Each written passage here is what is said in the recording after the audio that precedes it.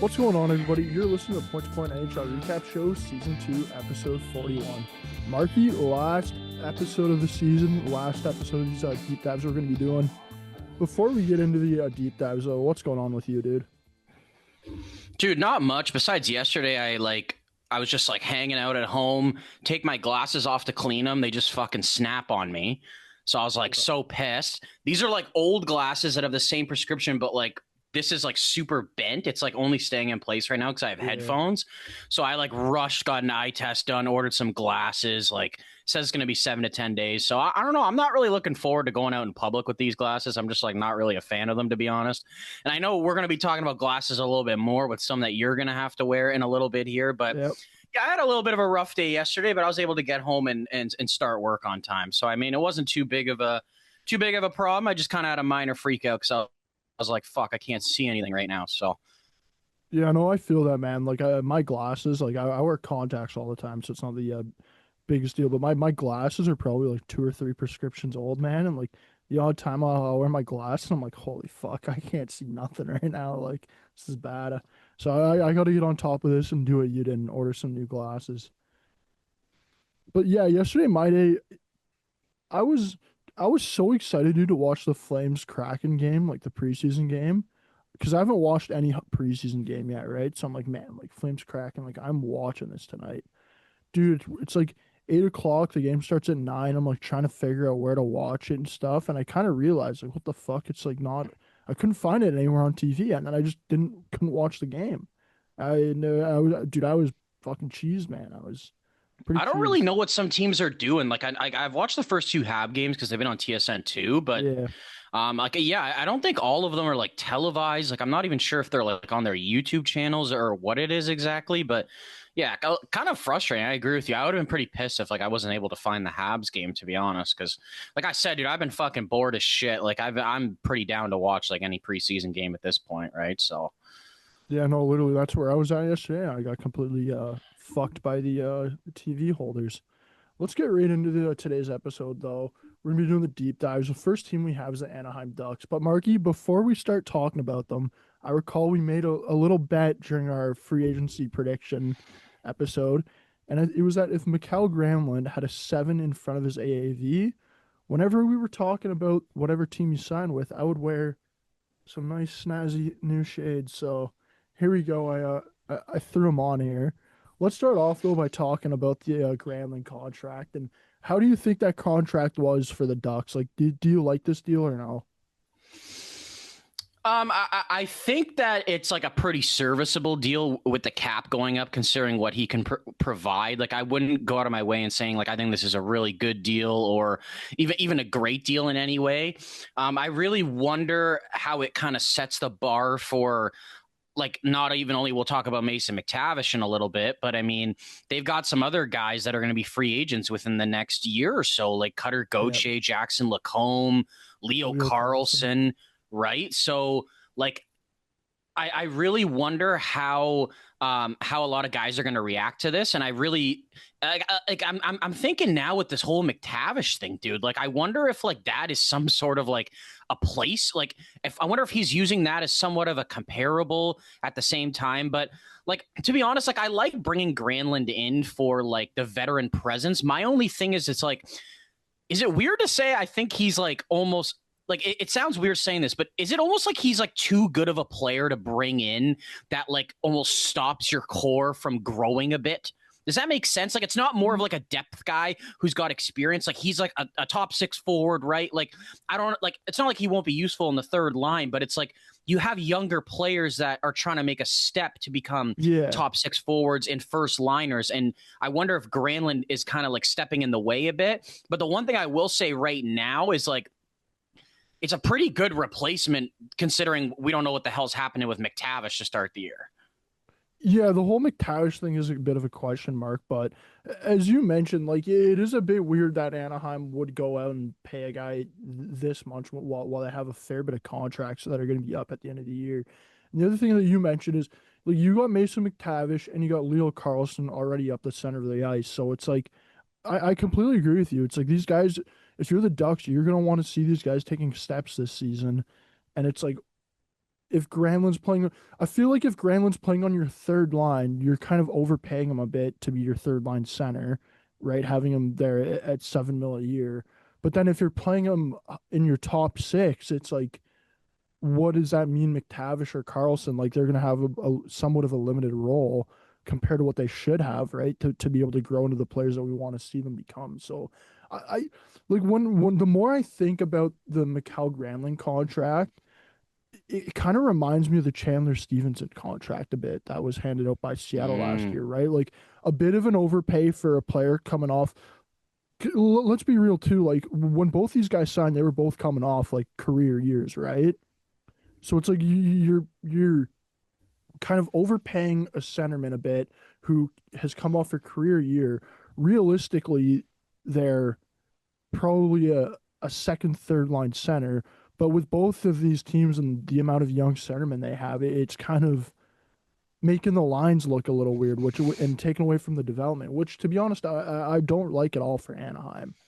So, like, It is tough, dude, they're right? Like very they good already have like centermen. Ryan Strome too. It's like Yeah, now he's more forced to play the wing. Like to be honest, like I don't really mind the Kreider like risk. Like it's 2 years. Like he's a guy that's shown in the past he can score. Like he's had a bit of a down year last year. He's kind of a nice veteran presence to bring in to bring to the forward group. And he's also a guy where it's like, if he's not really playing that well, you could put him on the third line and he can probably be pretty effective still, right? Like he doesn't, he brings other aspects to the game besides like scoring, right? Like he's super fast. Like he yeah, can be kind of gritty at the same time. But like, yeah. And it's like with Granlund, it's like you can make the argument, yeah, he can play the wing, but like, but you already got Gauthier on the wing. You picked up Kreider, Troy Terry's there. Like you re-signed Vetrano. Like there's Killorn. Like I don't really know kind of how this works, right? Like, and I know that Quenneville's going to be coaching to win, but I'm just kind of curious to see how some of these young guys develop. Like ideally, if they all developed like linear, like they'd probably make the playoffs. To be honest with you, but I don't know if that's going to happen this year. yeah. And the other thing too that's kind of weird now with the Ducks is like when you look back like 2, 3 years ago when you were looking at the Anaheim Ducks and all kind of the young players that they had, all these middle-aged players who they probably could have sold off at some point, right? Like you were kind of looking at the Ducks and you're like, man, like this team's gonna go through a rebuild and have a very good team at some point. Where, man, like I kind of look at Anaheim now and like outside of Carlson, at least within their forward group, outside of Carlson, McTavish, and Gauthier, like they're not that young of a group, right? Like it's like Troy Terry now, he's in his late 20s. Same thing with Frank Vetrano. He's kind of in his later 20s. He kind of is like those two guys are kind of are what they are at this point, right? It's like I just feel like Anaheim is going in a very weird direction where they do have some good youth in, but they've really stepped away from where they were a few seasons ago, where it's like they're gonna have this youth takeover, right? Like you look at San Jose, like a team like that, a team like Columbus, right? Like they went in that full rebuild mode where a team like Anaheim, it feels like as soon as they got a few of those players, it's like, okay, now we really do got to surround those guys with a lot of older guys. And I just don't know what the future of this Ducks team is, right? Like I do think there'll be a playoff team at some point, but it's like, do I think they'll be a Stanley Cup contender at some point within the next 5 years? Like honestly, not really, because a lot of these older guys are going to decline, and then your team's really going to be relied upon McTavish, Gauthier, and Carlson, and maybe some of these other prospects that they have that aren't in the NHL yet as of right now. Um, Before we talk about the rest of the lineup, Mark, they also re-signed Lucas Dostal to a 6.5 AAV for 6 years. For me, this was the contract of this season that I loved for the Ducks. Right? It's like the Granlund one. It's you have it on the one side, and then the Dostal one you have it on the other side. Two opposites. I love this deal for Lucas Dostal and for the Ducks. How do you feel about this deal, though? Yeah, to be honest, like I feel like I'm a little like surprised. Like I don't think it's a bad deal in any way. I'm more confused like how they were super willing to give him that, and they're like not really willing to like budge on McTavish kind of thing. Yeah. Like it doesn't seem like I think this deal is going to age well, and I like Lucas Dostal a lot. I honestly think that there's still improvements to make in his game, but I felt like last year he kept the Ducks in a lot of games, and honestly, of what I've seen so far in him, he kind of has that aura of like he's a big game goalie. Like he comes out when the lights are brightest, and that's what you need from your goaltender, right? Like this guy was a third round pick in the past. He kind of played really well in Liga. I was so curious to see how it would translate over to North America. And I mean, they kept him in the minors a couple of years, which obviously, like we see with Wolf and other goalies, like it's definitely not a bad thing to do. And I think that he's developing at a good level right now. And I think that you'll probably see 50 to 55 starts out of him again. And if they do want to make the playoffs this year, he's going to have to play like he did last year. And I know people are probably looking at me and be like, dude, he had like a 902 save percentage. Well, I argue the same thing with Montembeault, dude. Like they were kind of left out to dry at times. And sometimes when you're on a team where you're kind of hanging to the rafters some nights, your stats aren't going to look as pretty, but like you're making big time saves. And analytically, Dostal was a top 10 to 15 goalie in the NHL last season, dude. Like he played really well at points. So I have no issue with this contract, considering he's also, I think, 25 right now. Like that's taken him till he's 31. So I think that, especially with the cap going up, I have absolutely no issues with this contract. I have issues with the way that they're paying their other goalies, to be honest, more than I have Dostal with the guys they brought in. Yeah. And dude, even like this sounds stupid, but like Ville Husso, dude, he's been in the AHL basically the last 2 seasons minus 6 games, and he got a 2.2 times 2. I'm pretty sure dude, a couple of weeks ago, I went through the entire NHL, all goalies cap hits. He has a higher cap hit than like almost like 25 goalies in the NHL this season. Like it's fucking crazy. Like I understand they have cap space, but like why do you need to give your third string goalie $2.2 million? I wonder if part of the reason with that is just the fact that Mrazek has been so shaky the last couple of years. I think Anaheim maybe is almost looking at it where, like, they know at some point during this season they're going to have to run their third goalie. And if you do give Husso, like, if Husso does have a cap hit like that, it's a lot easier to send him down to the AHL and we're not have to worry about him clearing waivers, right? Because with a cap, like you're seeing it with Columbus and how they just went out and got Fedotov, right? Like Fedotov is going to be Columbus's third goalie most likely, and like he's getting way overpaid to be a third goalie. But the good thing for Columbus is like they have the cap space, right? And you don't have to worry about sending him down to the AHL and having some team claim him. So I wonder if Anaheim that's what I think too. Kind of looking at that way. But my thing is just like, why do you got to give him 2 years? Yeah, like Montreal did the same thing with they signed Kaapo Kähkönen, and I think they gave him, I think it's 1.2, and I'm assuming he's probably going to start in the AHL, and I think it's a whole waivers thing. But I think 1.2 compared to 2.2 is different. Kähkönen's also had a lot more NHL experience than Ville Husso has recently. Ville Husso, dude, I looked through it. He had one good season with the Blues. And then he was shit that playoffs. He had like a 920. He was really good for like 40 games. Ville Husso has made like $23 million after like 40 good starts. Like, it's fucking crazy, dude. Like, even in Detroit, everyone was like, oh, this is such a good move for them. I'm like, I don't know, dude. Like, he had one good season. I don't really see it happening. And he's become an AHL goalie, man. Like, it's just a little bit mind-boggling. I understand they have cap space, but when you're also trying to fight young guys on salaries and shit, and you give an AHL guy that, it's just like, I just don't really understand the mentality. Looking at the rest of their lineup now, how are you kind of feeling about this lineup going into the season?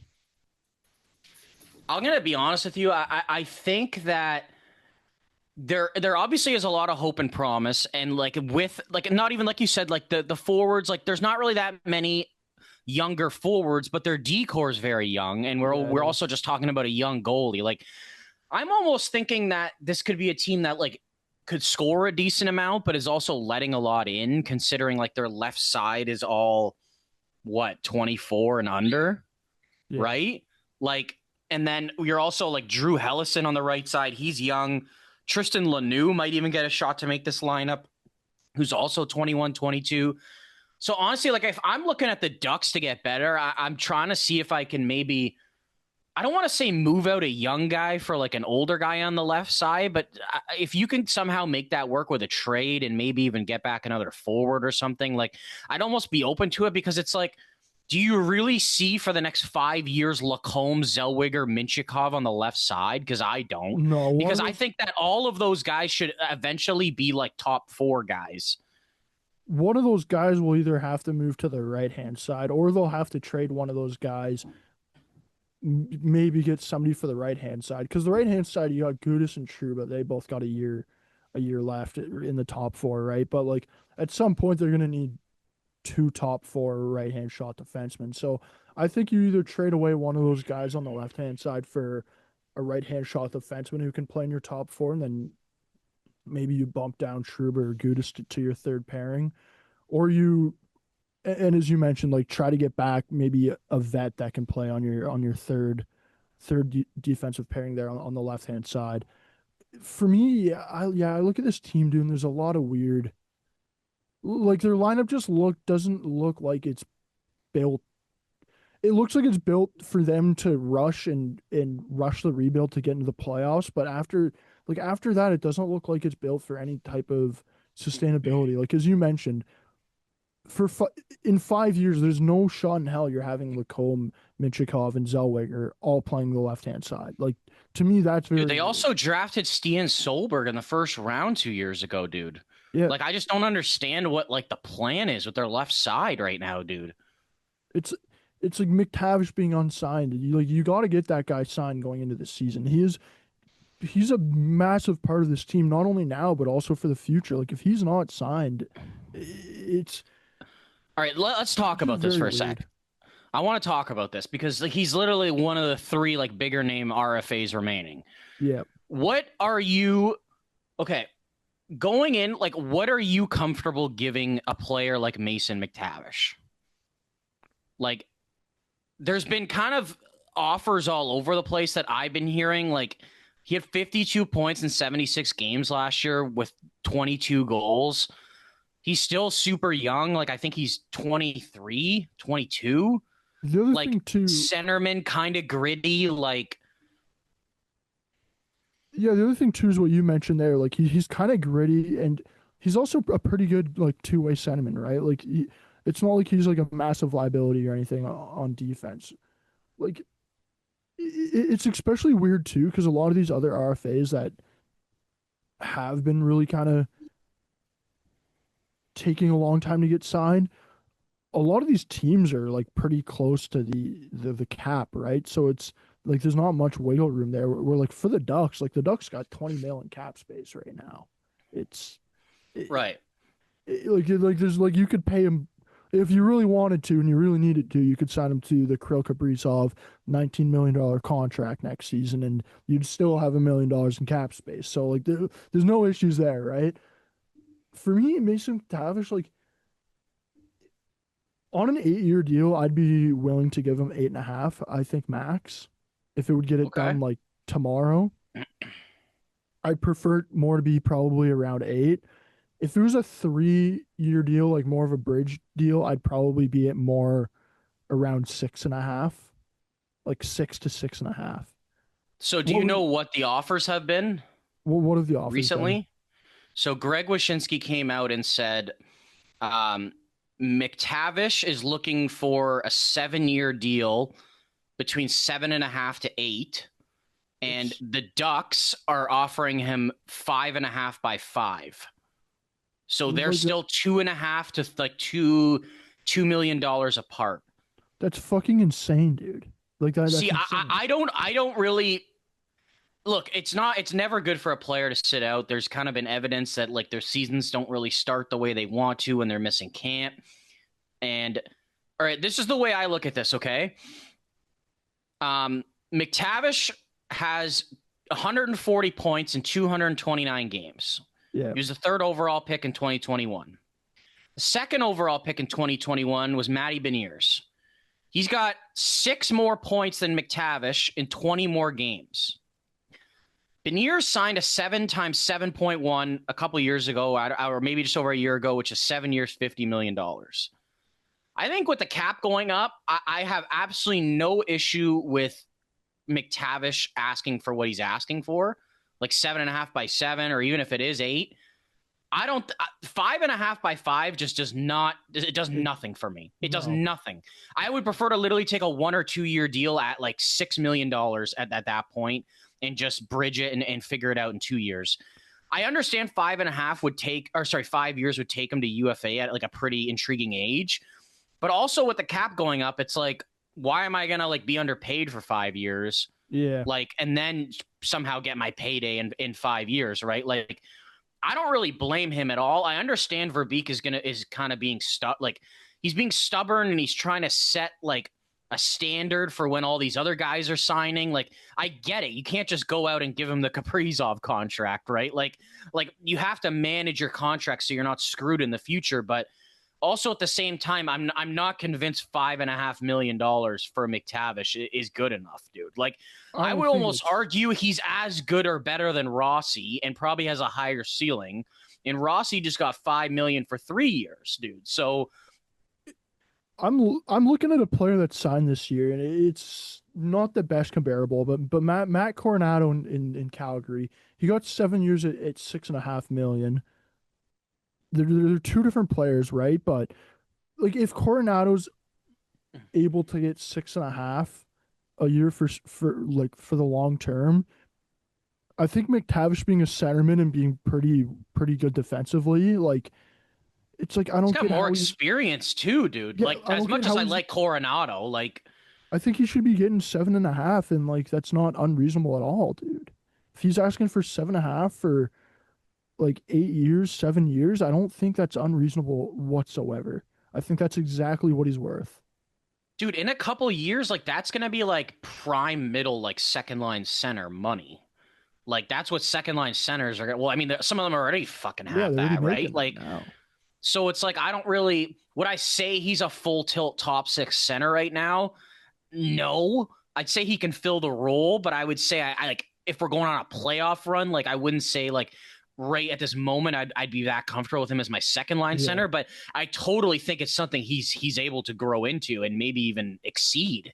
Right? Like, I just think he's got to put up a little bit more offensive numbers, I think, but it's coming. Like, he's still young. You know what I mean? Like, development isn't always linear, right? But I just I don't understand, like, almost like potentially ruining the relationship with the player over And this. potentially ruining your rebuild too. Because like, let's be honest, if you ruin the relationship with McTavish and all of a sudden you get into the Trevor Zegras situation where it's like he's gonna be out the door, dude, that forward group, man, you're only two players that are actually kind of young or Goche and Carlson. Outside of that, everybody's 25 years old or older, right? It's like all of a sudden you went from being this team that's coming out of the rebuild to you're kind of a team now. It's about to go into another rebuild, right? It's the way Pat Verbeek is doing business with Anaheim. To be honest, I'm shocked he still has a job. I don't I get what he's done. I don't get what he's done and what he's doing whatsoever. see. I wonder if it's more like I don't necessarily disagree. I've never really been a big fan of him. Um, I would say this is probably his last coaching hire. Like, I don't think he's going to get Yeah. another chance at it. But I mean, like, we haven't really talked about that either with Quenneville. Like, the one thing that makes me think like, fuck, can these guys get in is like the division's not strong and you're bringing in a coach who has had a ton of success in the past. And to be honest with you, dude, like, you can't say he hasn't worked well with young guys because Kane and Taves weren't always old, right? Here's Like here's my argument to so that though. that's what I'm just curious about. Like, can he be like the coach of the year and get them into the playoffs? Like, I could see that, dude. Though, see, the way I look at that though is like when Kane and Tays were younger playing for Verbeek, this was like 10 years ago, man. If not more at this point, honestly. Like this is like Oh, dude, it's like over 15 yeah, like plus. I feel fucking old now, man. But yeah, this is like 15 years ago. You know what I mean? It's like players like the game shifted a fair bit with the younger players, right? It's I, I I'm not saying it's not going to work, but I do have a fair bit of question marks wondering like with the younger players nowadays, especially like the Cutter Goche, like we all know Cutter Goche is pretty outspoken. He's a pretty um he's a pretty laid back type of guy. Like I wonder how a guy like that in nowadays is going to kind of work for Verbeek, where Patty Kane and Tays, you know what I mean? Like 10 years ago, it was the younger players of 10, 15 years ago are a bit different than the young players of nowadays with the whole media, the whole kind of the distractions you have, right? So there's a bit of question marks there for me on how it's going to work with Quenneville. I really don't know though, man. I really am not that high on this team if I'm being honest. Yeah, like the one thing is like they didn't like the coach last year, right? Because he was I don't really think he was making it fun and Yeah, like so it's just like I don't really know if Quenneville is going to really have an atmosphere that's going to make it funner, but yeah.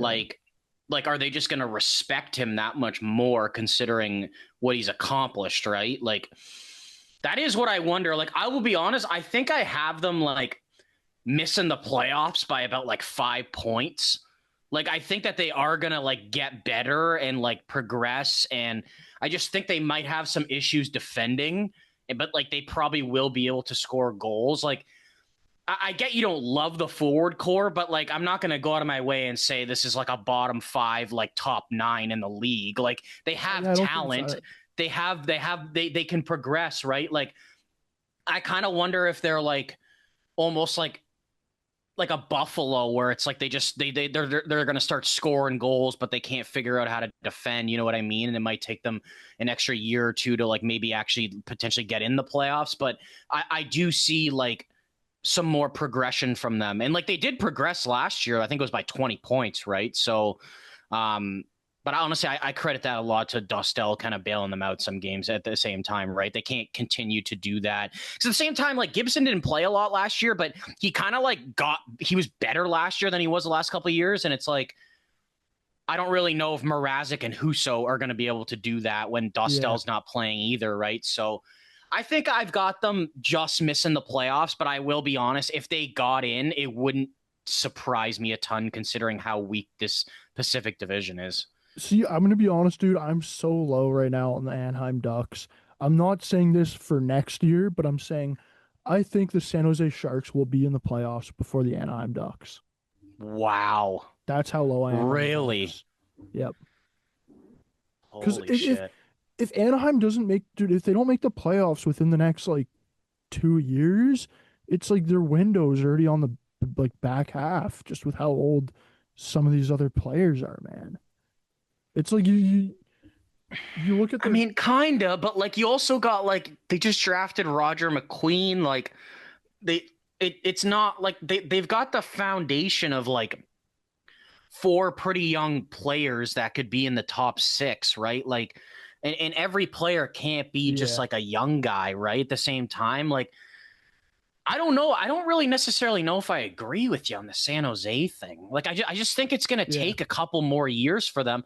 Maybe if Anaheim is kind of fizzling into like Red Wings territory and like See, I don't know, man. that's where I think it Fuck, goes with maybe you're Anaheim. right. Maybe That's where I this is think it kind of like a goes. Montreal comparable to like Buffalo and Detroit, right? Like you said that about Montreal 2 years ago. Like I don't even know if I would have believed you, right? But they made the playoffs before Detroit and Buffalo did, right? So um, maybe you're right, bro. I think when you say the Detroit Red Wings, I think that's such a great comparable, dude. Like I could really see that with kind of Anaheim becoming that, where they're a team that does take that step, but it's not a big step, and they're consistently year by year just missing out on the playoffs by 2 to 3 points. Like that's kind of where I see them going. You know what I mean? Where when I look at a team like San Jose, I look at San Jose, I'm like, man, like these guys in 3 years are gonna have one of the best cores in the one of the best young cores in the NHL, right? Yeah, and for the Sharks, you want to see development this year, but like, Yeah. fuck, if they can get another top five pick, dude, like, Jesus Christ, like, it's going to be a good draft, add on to the pool, and then it's like even 20, the next year, just start trying to fucking win games and get Yeah. better. And then, like, I honestly see a path for the Sharks where, like, they miss the playoffs this year and probably next year, and then they might be able to get in the year after. Yeah. Like honestly, I think they might, depending on who they draft and just how their development is. But you want to talk about Anaheim's draft for a bit before we kind of move on here to another Yeah, team? let's move on and take a look at Anaheim's draft. As you mentioned, McQueen, not Lightning McQueen, Roger McQueen. He was their first pick in the first round. After that, Mark, how are you kind of looking at this draft? Because they had a fair bit here through the second and fourth round for picks, so they had a fair bit of middle Yeah. draft picks. How do you kind of feel about their draft? Yeah, I think they had 9 picks overall in this draft. I mean, they're still kind of like accumulating assets and like I mean, they shipped out like Dumoulin at the deadline last year, and I think they got a second round pick for him. Yeah, Roger McQueen, I mean, huge body, right? 6'6" frame, like Yep. a lot of comparables to like Tage Thompson. He's got high end skill. Obviously, he had that back problem that made him miss basically the whole season last year, except for 17 games. I would say he didn't like look 100% himself when he came back, but I think just how like weak I think last year's draft is going to be compared to some others. Like I really don't mind them taking him at 10. I think I had them taking him at 10. Yeah. Um, my thing is it's another center though, so I just really wonder how that's going to work out in the future. But I mean, he was probably like the highest ceiling available at that point, so I would definitely take a risk and take him. And like, I mean, I can't criticize that when I said Seattle and they have like 4 centers, right? So centers are hard to find. I really like this pick for them. I also really like their second pick, Eric Nilsson. I had him as a first rounder. I remember a couple of weeks ago, I was talking about that like Ate Yoki kid on Finland, how he's like probably the best defensive forward in the draft. I'd say Eric Nilsson's up there too, dude. And he's got some offensive skill. I thought he probably should have went at the end of the first round, but I kind of see Nilsson being like a third line center in the future. I mean, it is another center for them, but I mean, he could probably bring some different intangibles that like they need. You know what I mean? They've already got like some high end skill that can produce. Lassie Boelius is like a German defenseman that was playing in I think Liga, like the U20 league last year. Yeah. He's like a pretty solid like puck moving defenseman. I think for the end of the second round, that's probably kind of where he was projected, maybe early third round. Noah Reed played for London in the OHL last year.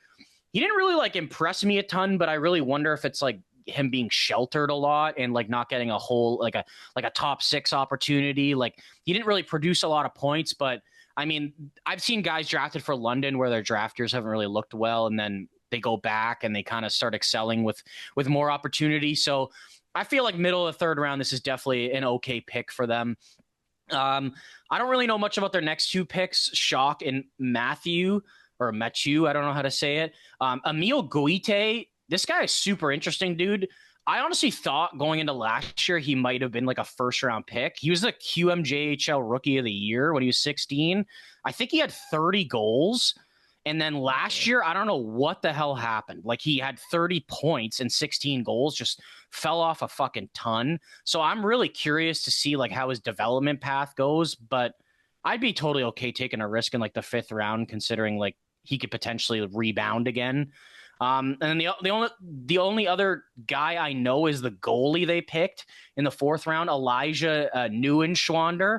I don't know if you recognize that name. His brother was like, remember I was talking about last year, he was the youngest player to play in the Swiss Elite League, Yeah, and he was at the World. He was at the World Juniors too. His brother's 15. I think he's going to be a top pick in 27. But yeah, his brother's a goalie. He's been playing in the Swiss U20 league. He's got a big frame. He kind of moves pretty well. I thought he was going to be like a mid-round pick. So I think as like a potential goalie prospect, like this is a pretty solid pick in the 4th round. I actually kind of like their draft overall. As much as like we didn't really like their offseason, I think they made some pretty quality picks in this year's draft. And there isn't really like a guy on the board where I was like, shit, they should have taken that guy over that guy. Like I think they did pretty good. Marky, I'm gonna ask you now, what's your draft grade for the Anaheim Ducks? I think I'd be totally okay with giving them an A. I think they did good for what was available in front of them at the time, and I think that McQueen could be a difference maker, to be honest with you. Yeah, for me, I'm gonna give them an A minus. I love the McQueen pick. Like, I think getting him at 10, this is a guy that if he was healthy all last season, he's probably going top 5, right? Like, there was a lot of hype around Roger McQueen at the start of last season before all that injury stuff came out. So I love that pick. The only reason I'm bumping them down from an A to an A minus for me personally is just they took a lot of left-hand defensemen kind of towards the end of the middle of the draft, where it's like, as we talked about earlier, they already have so many left-hand shot defensemen. It would have been maybe nice to see them with one of those fourth, fifth, or sixth round picks take a right-hand shot defenseman there. But yeah, I'm gonna give them an A minus. How about your overall offseason grade, Mark? What are you going to give them here? Fuck, this is a tough one, bro. Just because I'm so up in the air about like what they could do this season.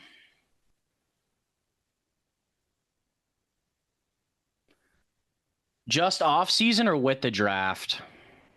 With the draft overall.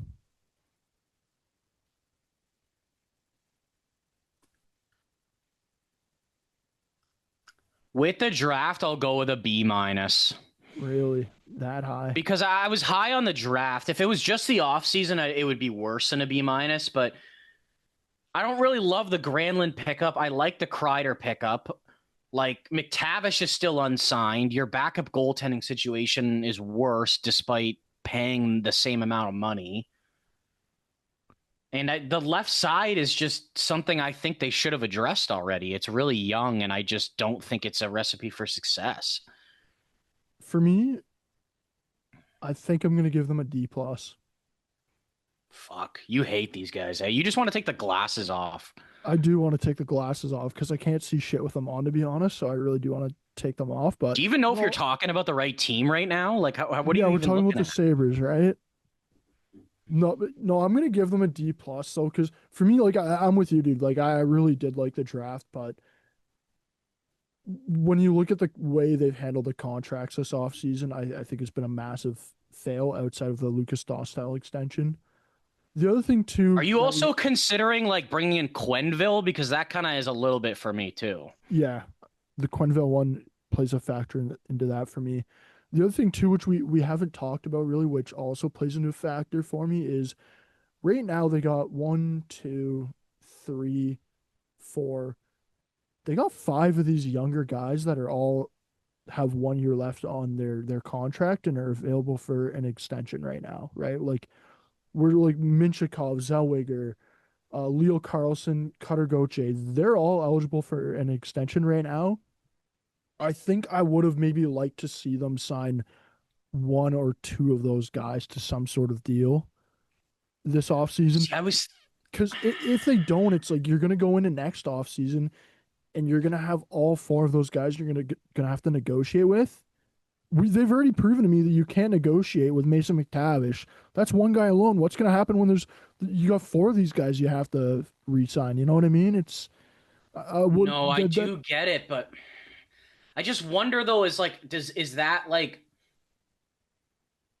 do you think that the focus is just McTavish? Like it's like, how can you go and give Cutter Gauthier like a 7x7 and then like, which is for next year, and like McTavish is sitting there for this year and he's kind of like, okay, what the fuck? Like, that's what I'm wondering, dude. And like, even not even just the Ducks, like I feel like throughout the league, like there's a lot of guys that could have signed already and haven't.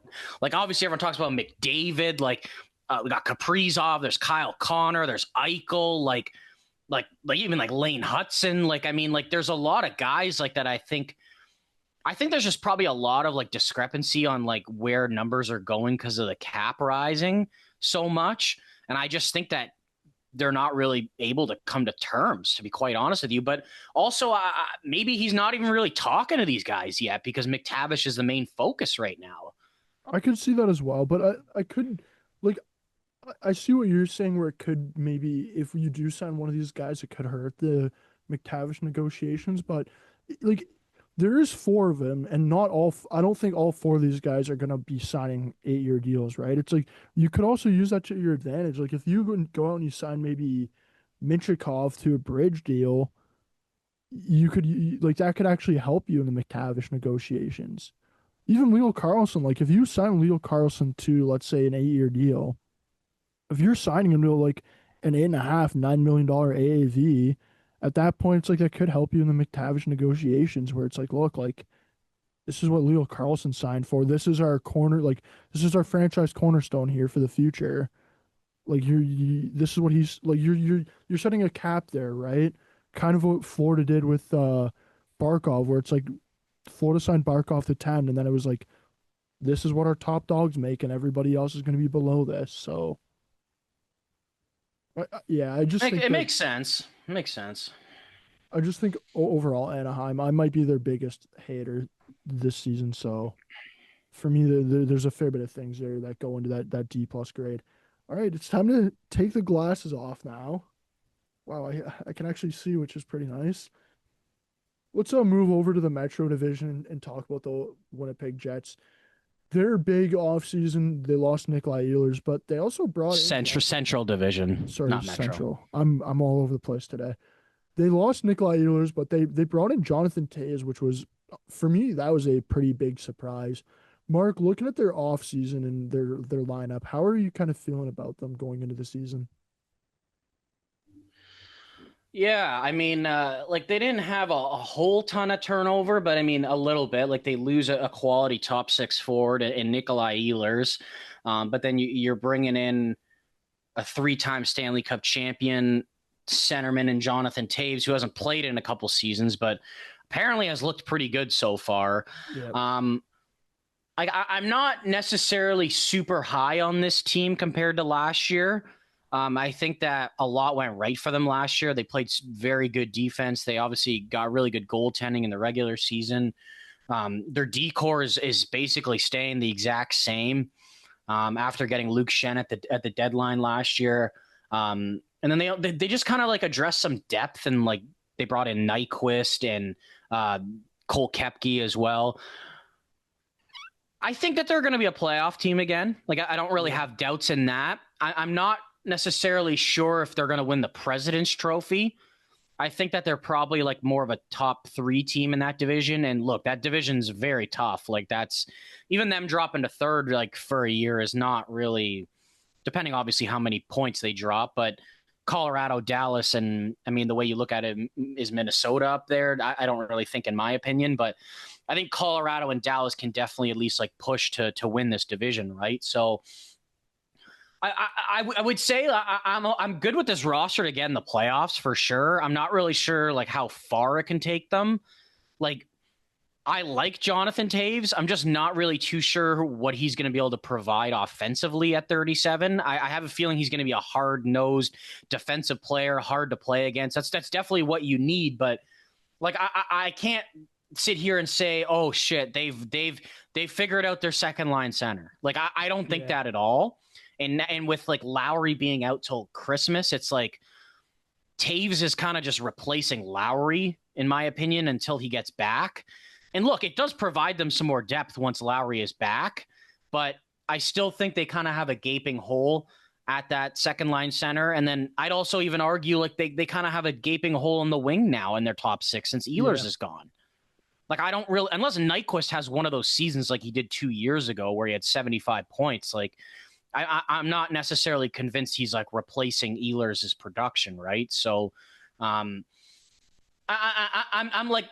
optimistic about this team, but like to a certain point, like I'm not like I don't think they're a cup contender at the moment, but I would also be shocked if they miss the playoffs.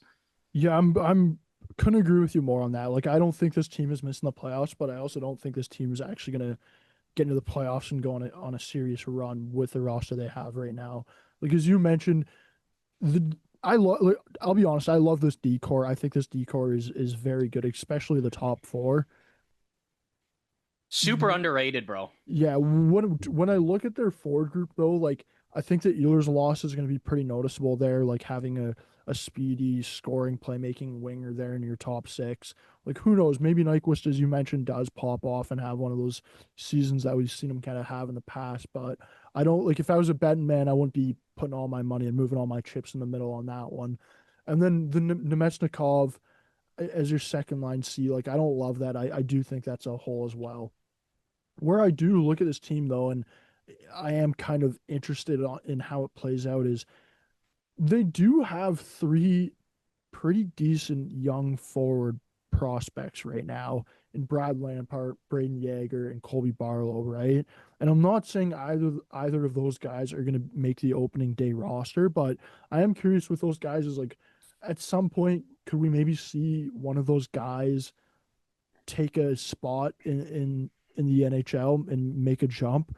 The other thing too is will Winnipeg and Kevin Cheveldayoff maybe use any of those guys as trade bait to fill that second line center hole or fill a top six winger hole that they currently have. So like as you mentioned, they do have those two holes, but the positive side of it, I guess, is that they do have some younger guys who can either maybe take a big step and fill one of those roles or B use them as trade bait, right? So it's not like some other teams where they have those holes and they're at the cap and they don't have any trade prospects or picks and there's no way of filling those holes, right? It's like at least with Winnipeg there is some sort of a way they can go out and make a trade or have one of these young guys step in. So I do at least look a bit optimistic about that with them.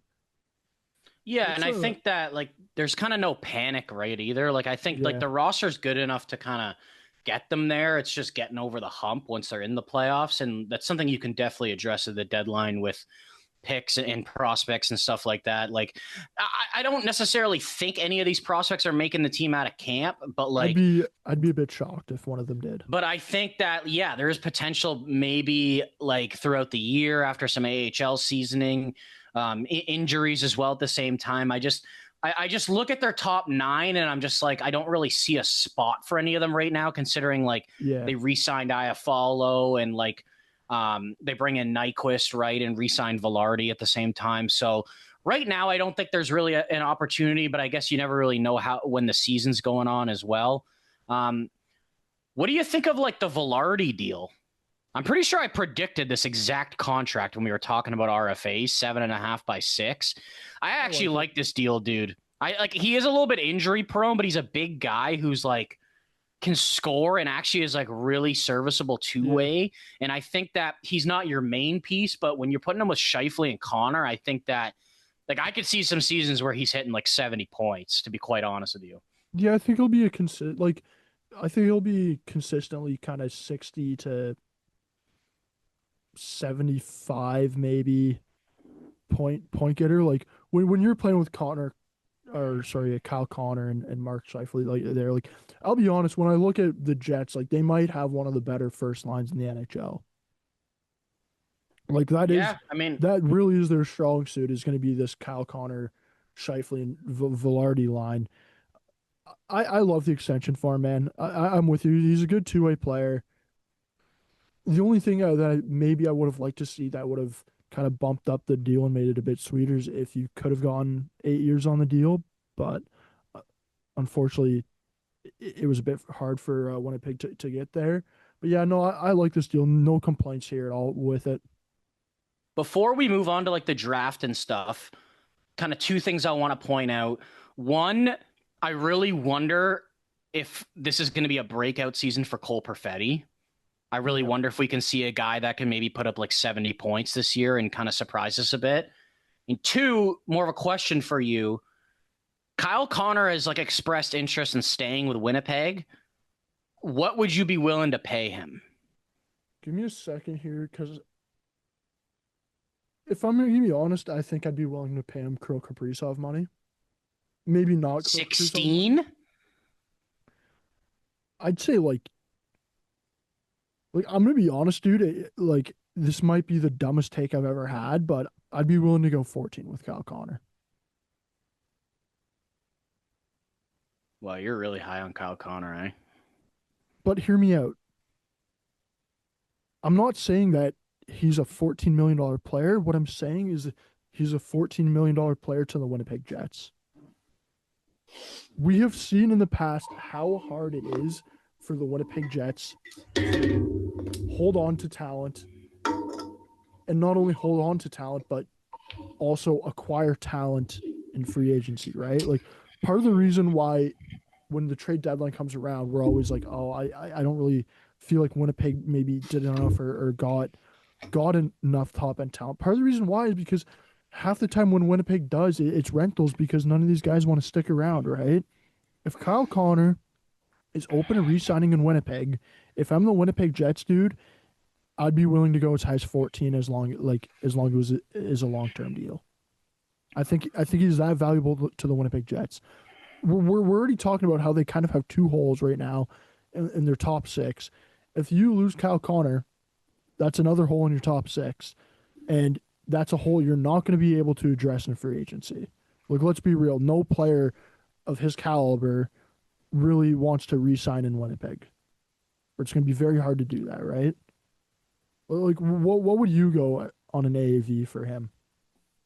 I mean, the mentality makes sense. Like, I wouldn't really be that comfortable giving him that. Like, I just think that's a bit much for what he provides. And I get he's an elite goal scorer, but I also just think that he's always been a liability defensively. Like, Yeah. he is super fast, but like, I don't really look at Kyle Connor and I'm like, he's a surefire top 10 winger in the league. I think he's kind of on the fringe of it.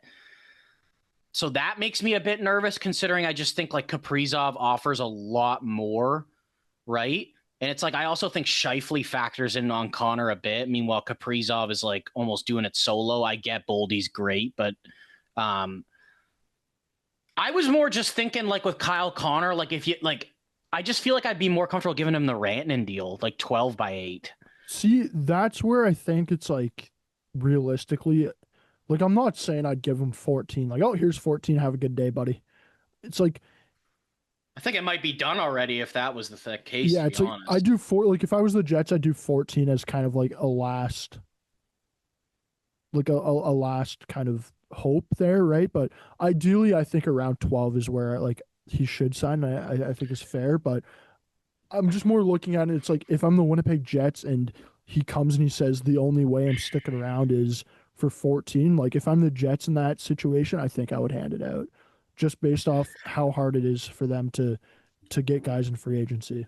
It sounds fucking crazy, but like I don't disagree. But my only thing though is just like, how do you think that would be like recepted in the room, considering the next two highest paid players are Scheifele and Hellebuck at eight and a Eight and a half, half. and Yeah. he's making $5.5 million more? And to be honest, like I get the cap's going up, but like they just signed that like a year and a half ago. Like it's not like they're in the Yeah. middle of an 8-year deal either, right? So that's just kind of what has me wondering, like, do you want to give him 14 when Hellebuck and Scheifele are making 8.5? Ideally, Like that, no. it looks fucking crazy. Like, you know what I mean? But if it came to it, I agree. I would probably give him 14 and bite the bullet.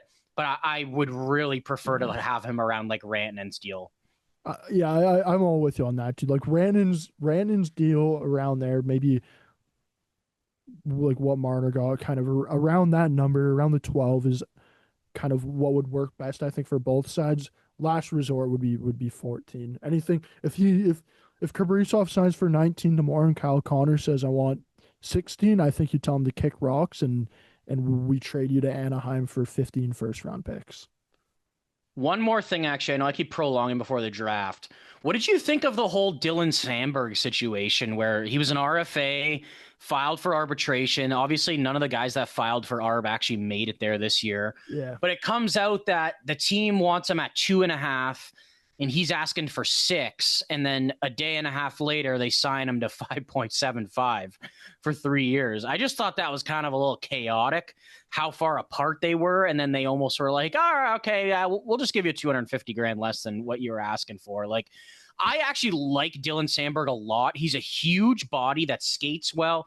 He doesn't really have the offensive upside, but he doesn't get enough credit for how good he is defensively. Yeah. And I'm going to be honest, if he's playing the way he's playing, he might be setting himself up for a pretty good payday in 3 years.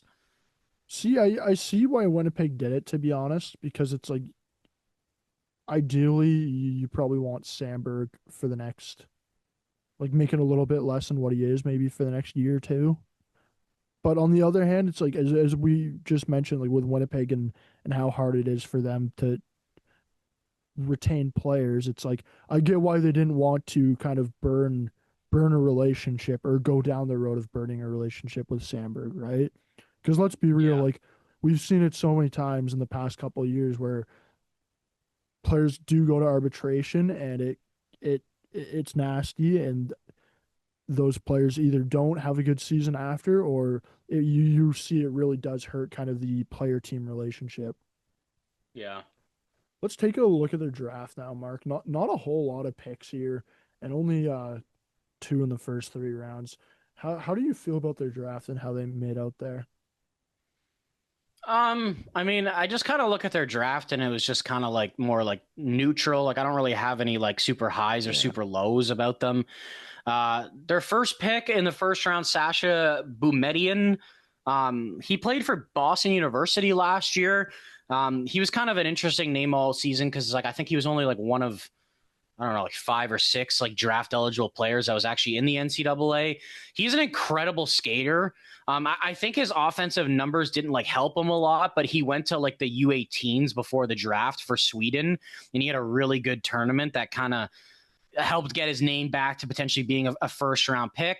I think for the Jets long term, this is probably a pretty good pick. Like they don't really have like a surplus of like left-handed defenseman prospects or even like current left-handed defenseman on the left side. It's like I potentially think he could be like a top four, like two-way guy eventually. So I don't really mind this pick at all for the Jets. I kind of thought he was going to go in this range or maybe early in the second round.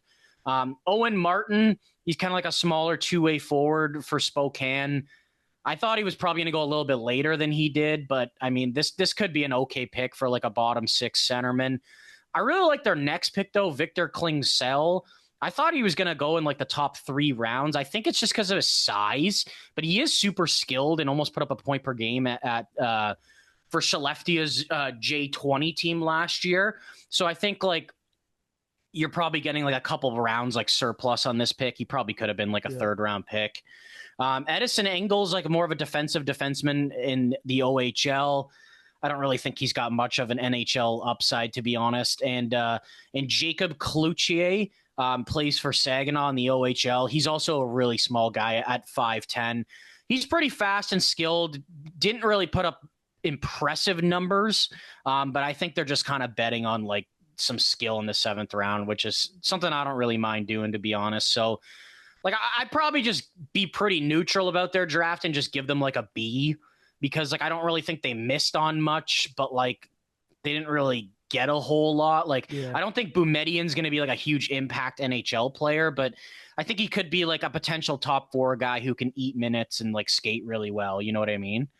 Yeah, I'm gonna give them a B as well here. I don't think like nothing about their draft really I look at, I'm like, wow, that was a great pick. But on the other hand, I'm not looking at anything with their draft and I'm like, oh, that pick I really don't like, right? So with the limited amount of picks I had, I'm gonna give them a B. Overall offseason grade, Mark, what are you gonna give them? Yeah, I mean they signed a couple good contracts. They bring in like a veteran centerman and like a couple of veteran wingers, but they do lose Ehlers.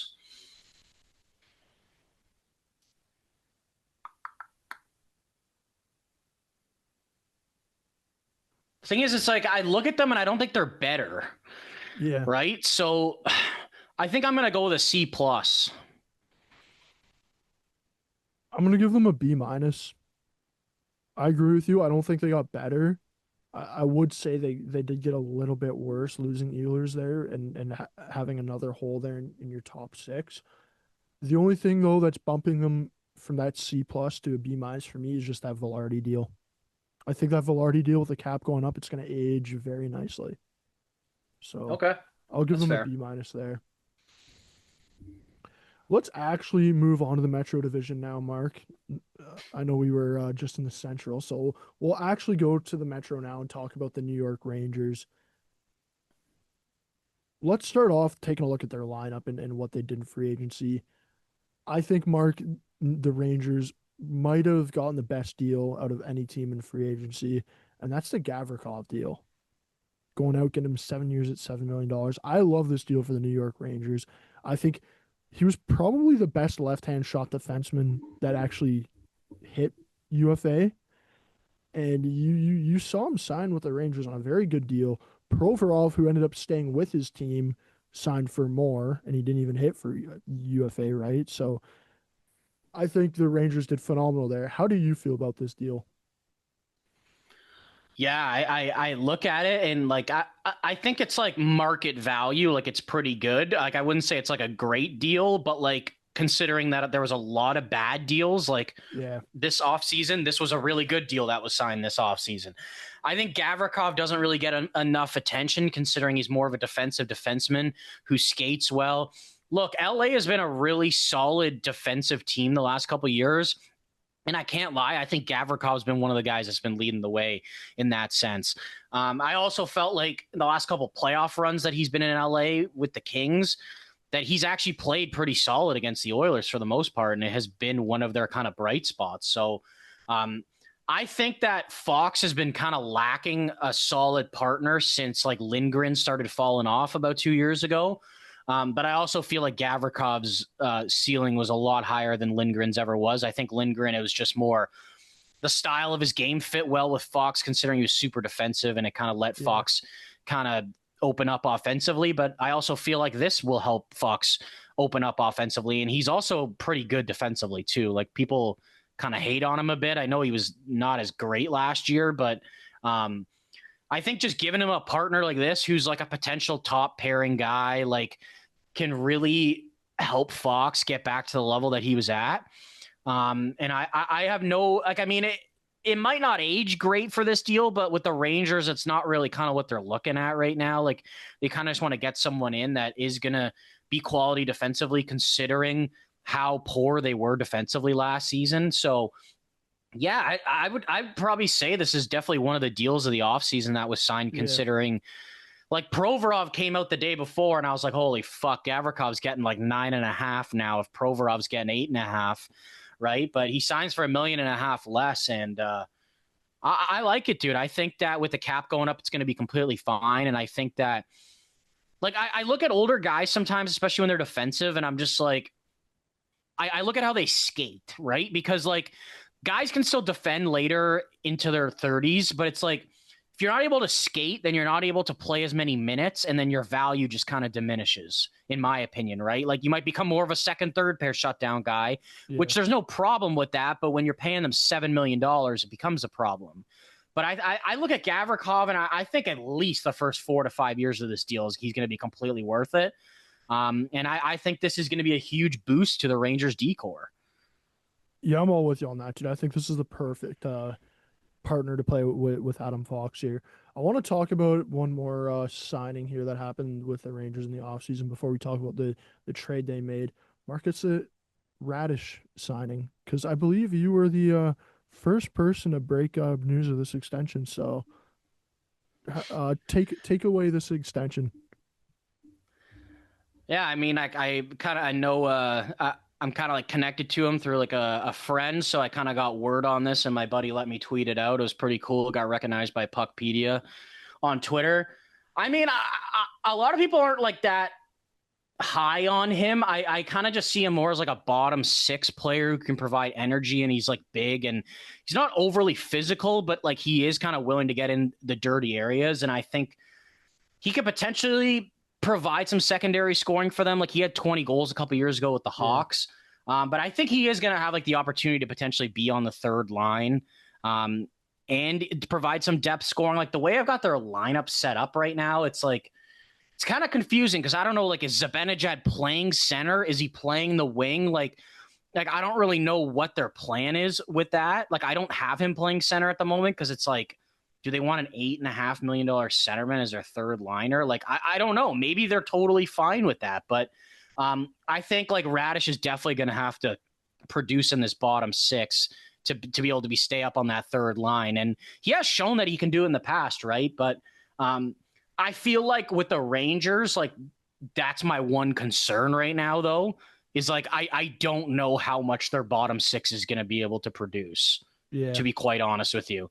Like, as much as I like Radish, it's like I'm looking at other guys like, is Gabe Perreault going to be in this lineup? Like, it's like they've also got Brodzinski, Sam Carrick, Parsonen. It's like, which one of these guys is scoring 15 to 20 goals? Is it Yeah. Gabe Perreault? Is it Radish? Like who is it, dude? Like I want to ask I don't know. when we're talking about that, I want to ask you, like, they got Brendan Othman, who's been in the AHL.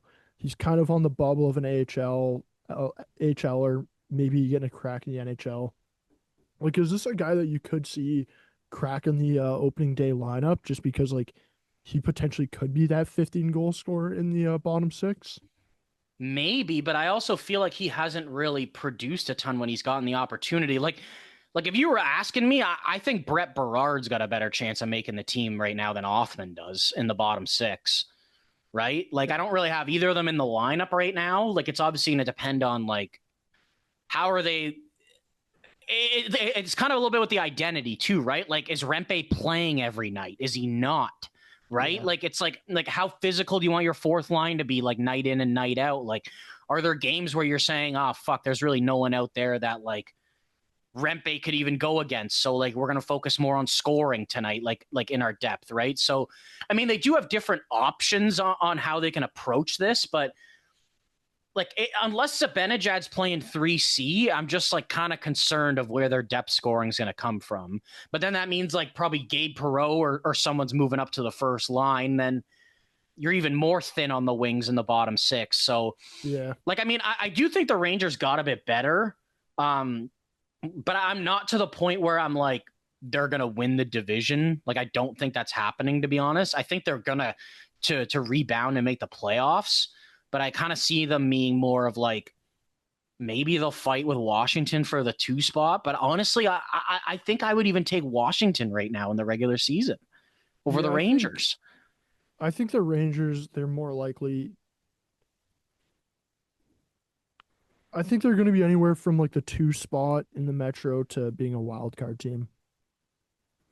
Would It, you say they're surefire getting in the playoffs this year?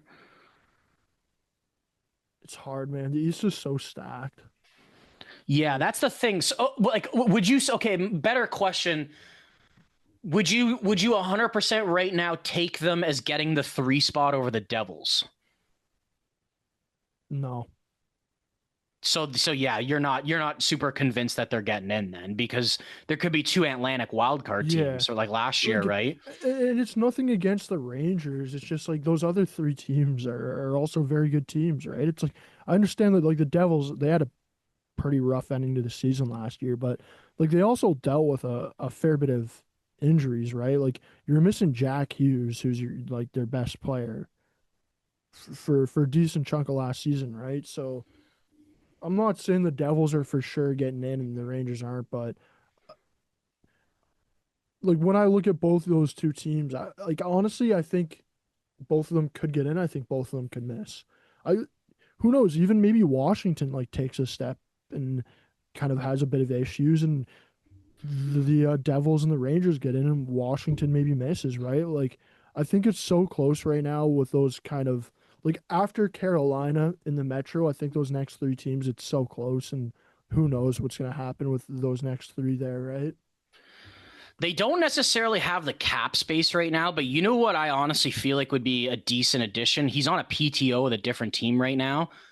I wouldn't mind bringing in Matt Grzelcyk to this team, dude, to move the puck on the second pair. He also had 40 points under the same coach last year. Like Yep. they just don't have any cap space is the problem, and I don't really know what Grzelcyk is necessarily looking for, but like Susie was like, man, I don't mind him, but fuck, was he bad last year? Like Yeah. I don't know if he's gonna rebound. Like is Scott Morrow making this team? Like it's like I have Schneider playing on the left side in the second pair right now because they've got 4 right-handed defensemen. Like you don't really see that a lot with a lot of teams, right? So I kind of think they're missing a left-handed defenseman still, even though they just got Gavrikov.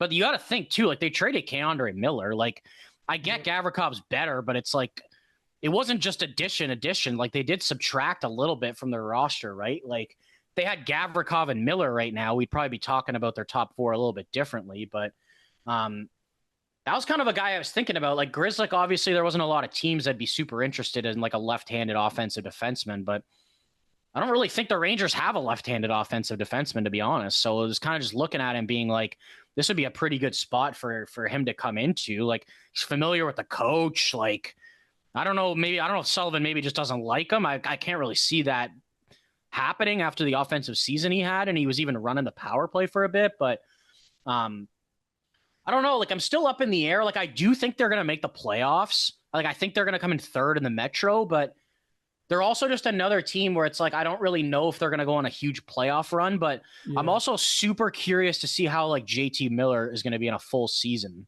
Like, bro, what if he puts up 100 points again? Like, he could, He's the right? captain now. That's the weirdest thing I've heard all season, but Yeah. What do you think about that? Like, is it strange to you? I thought that it was going to be Trocheck, to be quite honest, I thought it would be but Fox, man. really, that's It's interesting just like too.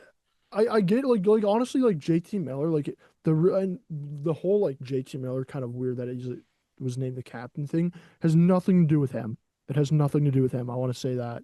I think I think he's the type of guy that like would be a great captain. For me, it's just more weird that it's like, bro, like he's been there. He hasn't even been there a full season. You know what I honestly With think his though? second stint at least. I honestly think that Drury and Sullivan are looking at it and being like, this team lacked accountability at times, and he's like not afraid to speak his Yeah. mind. And I think he'll call out anybody. Oh yeah, he will. He will. Like if Zibanejad's having a shitty start, like he'll call him out, man.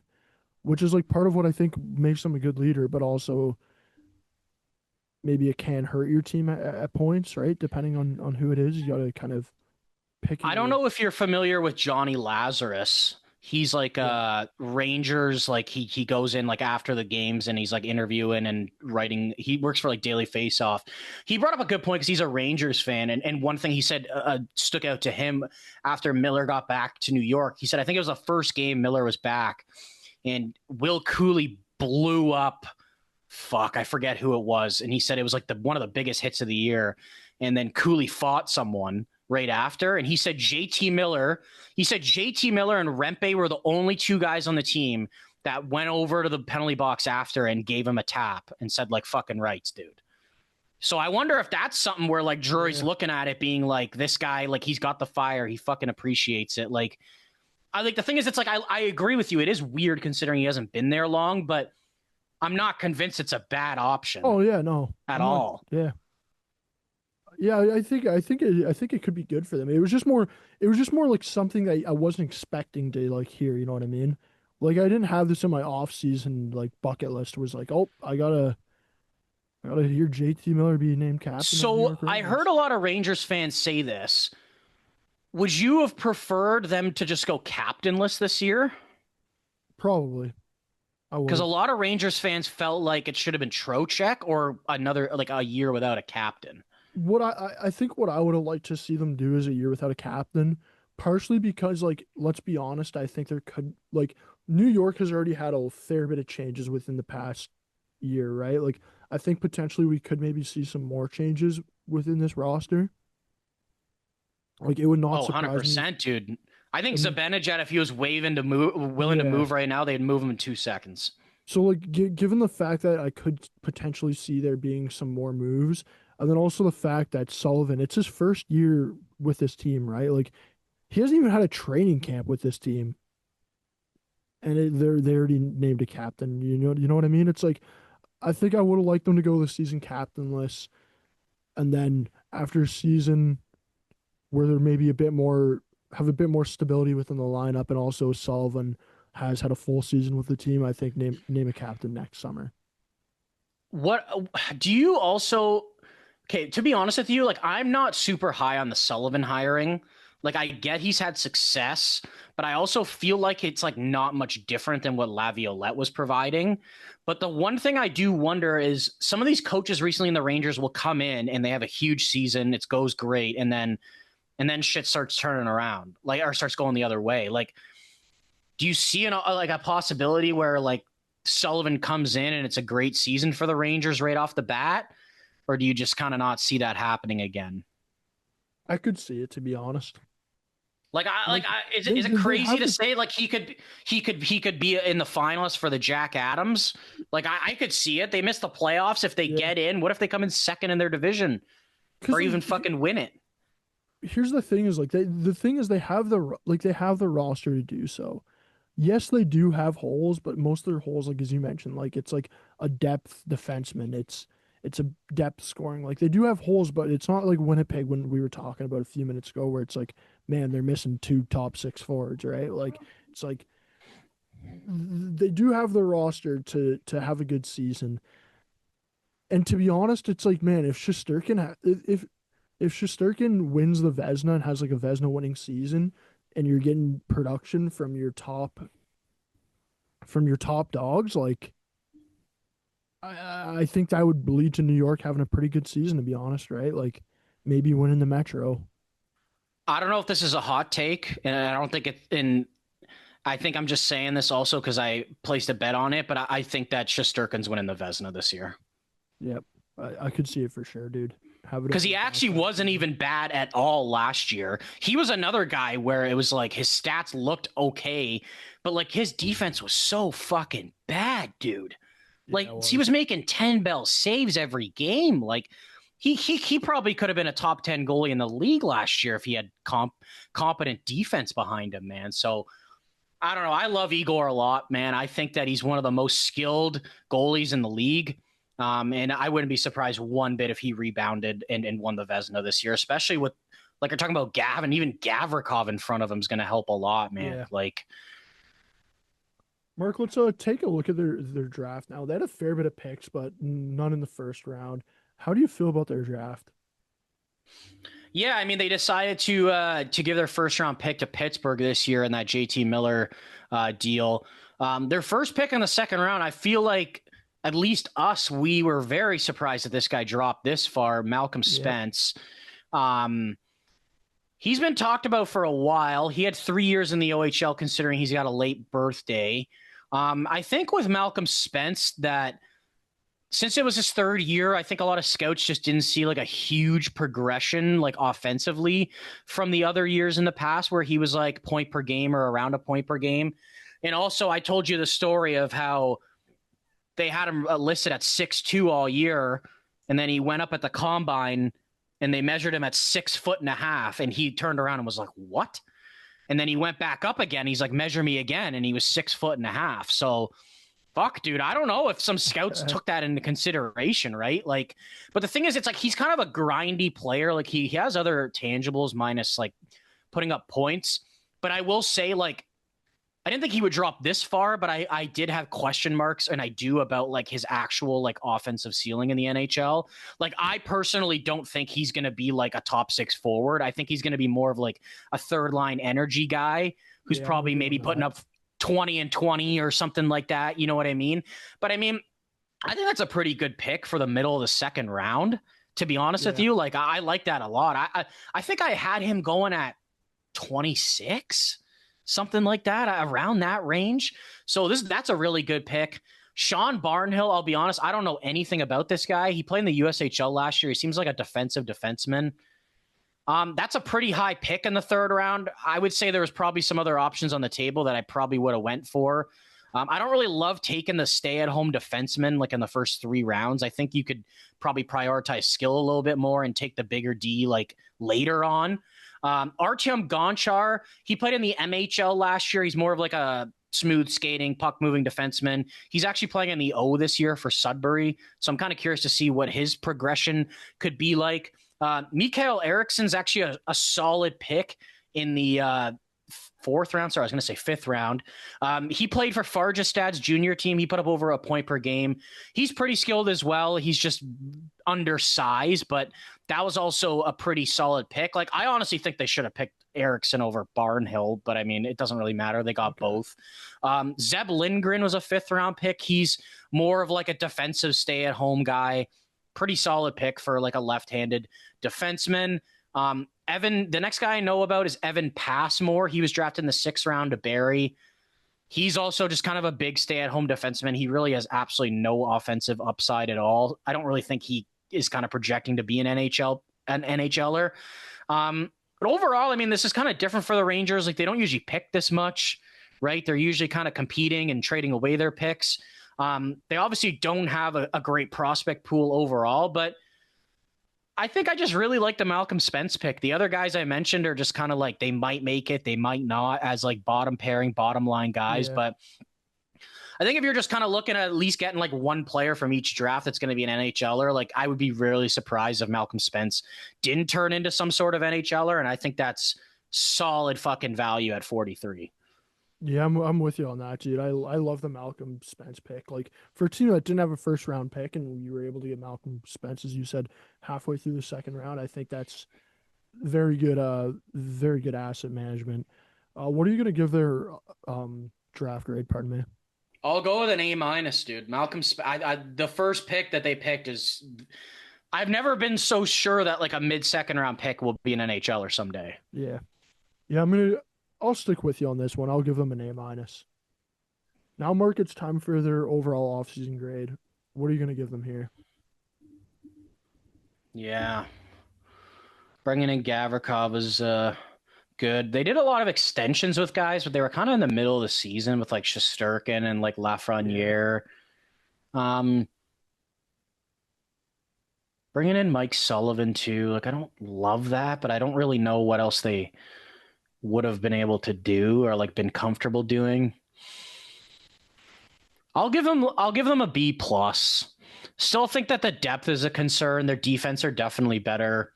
They had a pretty solid draft. I think they're definitely good enough to get back into the playoffs for sure, but not too sure of like how much of like a surefire contender they are right now. So I think a B plus is definitely okay. Yeah, I'm gonna go with a B plus as well here. I completely agree with what you said there. I think the depth on their within their D core doesn't scare me as much. It's more the depth within their forward group. It's like as you said earlier, it's who in this bottom six is gonna be putting like getting that big production, and there's a fair bit of question marks there, right? With like most likely, I think it would be Gabe Perreault, but like the thing with Gabe Perreault even is Gabe Perreault even NHL ready? Like we don't fully know that, right? Like this is a guy that if he has a really slow start, like maybe it'd be better for him to be in the AHL, right? So My there's a opinion is he's not ready, but I mean, it also depends how his off season went, right? yeah. So It's like yeah, there's a fair bit of question marks here within this bottom six here for the Rangers. Mark, last team of the deep dives, it's the Florida Panthers. Honestly, I didn't even think about this before the episode today, like at all. But when I was doing my prep for the episode, I'm like, man, like it lines up perfectly to end off the season and doing the deep dives with the Stanley Cup champions, right? The Florida Panthers. So that's let's how I get set it into. up, dude. I see. I didn't even realize, dude. I like. I was like, oh man, what a coincidence! Like, man, this works out perfect. Eh? Like, oh, this is awesome. And I think they deserve it yeah, though. Like I oh think yeah, they deserve to be last. back to back Stanley Cup champions. Let's start off by talking about their lineup because they might have had the most interesting offseason out of every team in the NHL. I feel like it was all season long. It was who are they going to keep? Is it going to be Bennett? Is it going to be Ekblad? I think last year, Mark, when we were doing our season prep, we were talking about it. Who are they keeping? Ekblad or Bennett? And then they get Marchand at the trade deadline, and then it's shit. Now who are they keeping? Ekblad, Bennett, or Marchand? One of these guys is leaving. Nope, all three are staying. How do you feel about these extensions? I mean, to get them like back and on the team for next year to go on a run, it's great. But Yeah, I will say like long term, I don't really know if I like. Can I say any of them? you Like could say for that. 4 or 5 years down the line. But I mean, that's not their concern right now, right? Like that, their concern is getting the guys back to potentially go on another run. Like, I mean, I think the cap hits for Marchand and Ekblad are great. I do think that Bennett's is still a bit of an overpay. Like, I I think don't. so. Dude, See, he's I hit think this 50 is, points once. but for me, I look at it and it's like not just the point production, it's everything else that he brings. It's everything like he's a unicorn. I don't think there's one other player in the NHL that's like him. The way he plays, he can also put up points. He shows that he rises in the biggest moments. It's like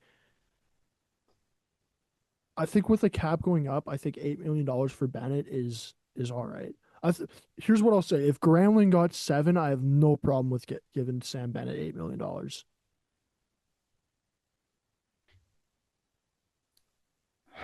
I don't know. You don't I like that just I take, kind do of you? I didn't. Dude, like the guy won the Conn Smythe. I understand he was great, but I think I'm more just thinking about like, what if in 4 years if they start falling off? Like Bennett's. I'm sorry, dude. He's not a guy that gets you there. He's there. He's a guy that gets you through. But I also believe too. Why I'm thinking this is I'm not convinced long term he's their second line center. I think it's Lundell. And then Bennett's getting paid $8 million to potentially be the 3C. That's just where I'm also looking at it. Yeah, I think that's maybe. I think it's longer down the road though. I think that's more like. I don't think he's that far away from being their 2C, though, to be quite honest with you. Like, I think within the next 2 years, Lundell's their 2C. Yeah, I was gonna say 2, 3 years down the road, but But I mean, for next year, it's like, yeah, I mean, the focus was getting Bennett back. You get him back. It's just like, I don't know, dude. I just don't love $8 million. I think the season still matters. Like, you can't say it doesn't matter, but the thing is, it's like he's also what, their third highest paid player? Is he their third best forward? I don't think so. I don't think he's their.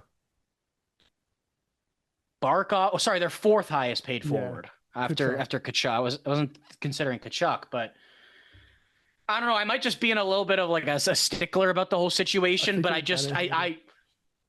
the thing is, it's like, is he putting up half a point per game? Is he going to put up more than 50 points again? Like, I don't think like that should not matter.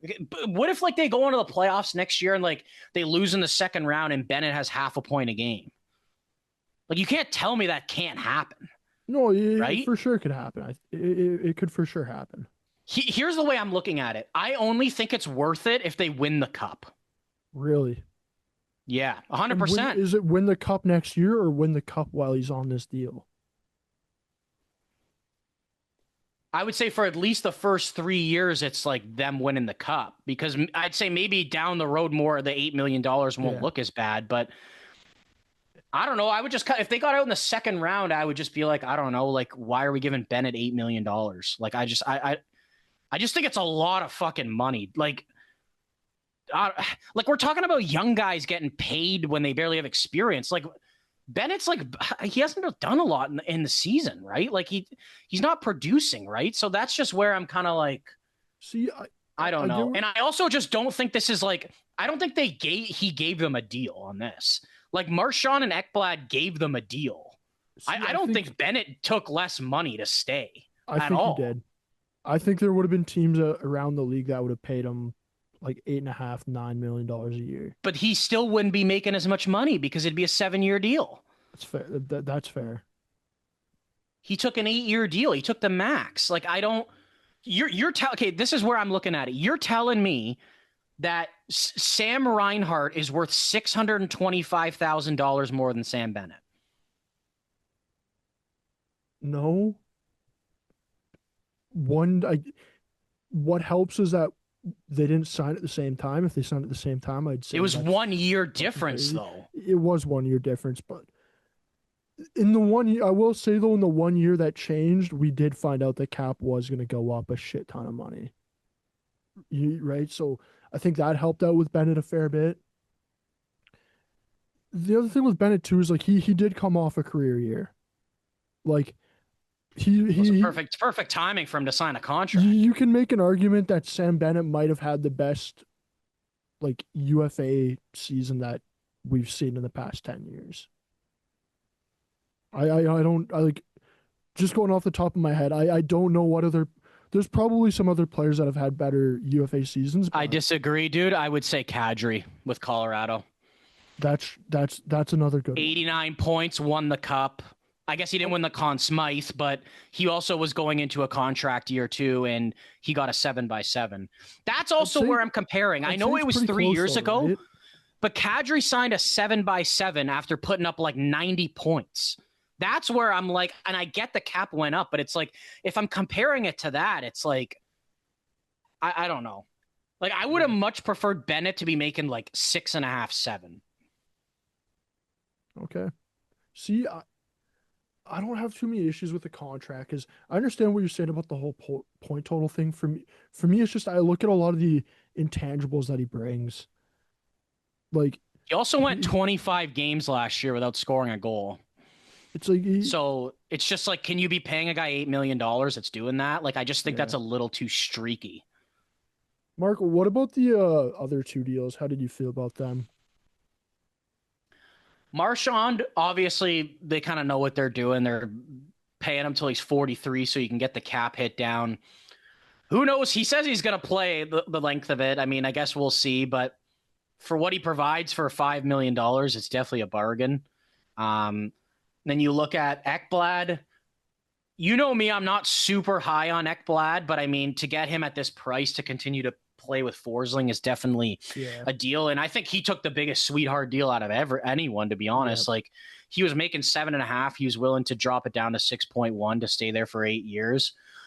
With him, though, it's just like I feel like this deal's not going to age well because I think he's just been injured a lot and he's not a great skater. But that's obviously something they're really not concerned about. And I mean, they don't really have a hole right in their top four. Kind of like they lost Montour last year, right? So they kind of had to replace that during the season with Jones. But their top four still solidified like it was last year, right? So they obviously are a cup contender once again and probably have a pretty good chance to win. They won't have Tkachuk until at least Christmas, it seems like. So they are able to start the season on LTIR and not have to trade anyone, meanwhile being like $4 million over the cap. Yeah. I'm curious to see once Tkachuk is healthy, what's going to happen. Like who they're potentially going to have to move out. Like Rodriguez has been a name people have talked about. Sure, they obviously would prefer not to do that, but if you have to, you have to. But if it comes to that, honestly, dude, I feel like obviously there's not a whole lot to talk about considering like the roster's pretty much the same. Like they re-signed Nosek to a league min to play fourth line center. Yeah. But one guy I'm really curious about to watch this year and his progression is Mackie Samoskevich. Like he had 15 goals last year. I think he played one playoff game. Like if Rodriguez does end up getting dealt, like I really wonder if Samoskevich can take that role and kind of thrive with it. Considering he will be around good players and like he has already produced pretty good offensively in his first year, right? So I don't think they're like they obviously wouldn't be screwed if they lost Rodriguez, but I feel like they also have like a decent replacement if they had to go down that route, right? The other thing too with him is he's already going to be kind of filling Kachuk's role when he's Yeah. injured, and then so like it's not like he's going to be going from playing in like third, fourth line to Kachuk comes back, Rodriguez gets traded, and he's all of a sudden getting bumped up. It's like he's really going to be starting the season kind of filling out in the top six here. So he should get like a decent couple months of work there in the top six before Kachuk even comes back in the lineup, and Florida even has to worry about trading somebody out. As you mentioned though, yeah, overall like it was really just those three extensions, like not much turnover. Well, the only other thing they did is Nate Schmidt's gone and Jeff Petry's in. Yep. That's basically it. And then actually in net, no Vanacek. They trade for Daniil Tarasov to back up Bobrovsky. So that's basically all they did. They actually brought in Luke Kunin as well. I don't really know where his spot is or if he's going to be like more of a scratch, but yeah, like they didn't really have to do much anyway, right? Like their main priority was signing all three and like don't get me wrong, like I'm hating on the Bennett deal, but like to get him back is great. And like, you mean that's the main priority right now? I just personally don't think it's going to age well. How do you feel with this team though, in accordance to like the amount of hockey they've played? And I get they're a bunch of dogs and they've been grinding, but sometimes that only takes you to a certain point until you run out of gas, right? Yeah. Do you think there's a team in the East that could take them down this year? Do you think that Edmonton or a different team in the West could potentially take them if they did get to another cup? Or are you kind of like, I think this team is there until they're beaten and I'm not really betting against them until they actually lose. I'm kind of under that impression. Like, I'm not going to bet against them until they lose. Because So you'd say right now they're going to win the cup this year again? they're my favorites to win the cup. I'd say I kind of agree, but I also don't think that. I think this is kind of a bit of a hot take, but I actually kind of see them not having a great regular season and potentially even being like a first wild card team. I don't think that's a hot take whatsoever, though. It happened. It happened last year, kind of, right? Well, they dropped to third, right? And then, yeah. and that's where when you ask me the whole like, with the amount of games they play, like, do I think that's going to take into effect at all? And I'm going to say, like, I don't really think it will because Florida doesn't give a shit about the regular season. As long as they get into the playoffs, I don't care if they like. I don't think they care if they're a second wild card team and you're having to play first in the East. I think they're fine with that. No, they don't. If They that don't care. They don't. if that means they can get a little bit more rest and have a bit of a lighter regular season, so they can all be prepared for day one of the playoffs. Like I think they're fine with that. We saw it last year a fair bit, right? Like Ekblad, he was out. Kachuk took some time off. Yeah. And then bam, day one, they're ready to go. For me, I just look at Florida and it's like you didn't lose one guy. Like it's pretty crazy to say that they won the Stanley Cup in back-to-back seasons and they have not gotten worse as a team.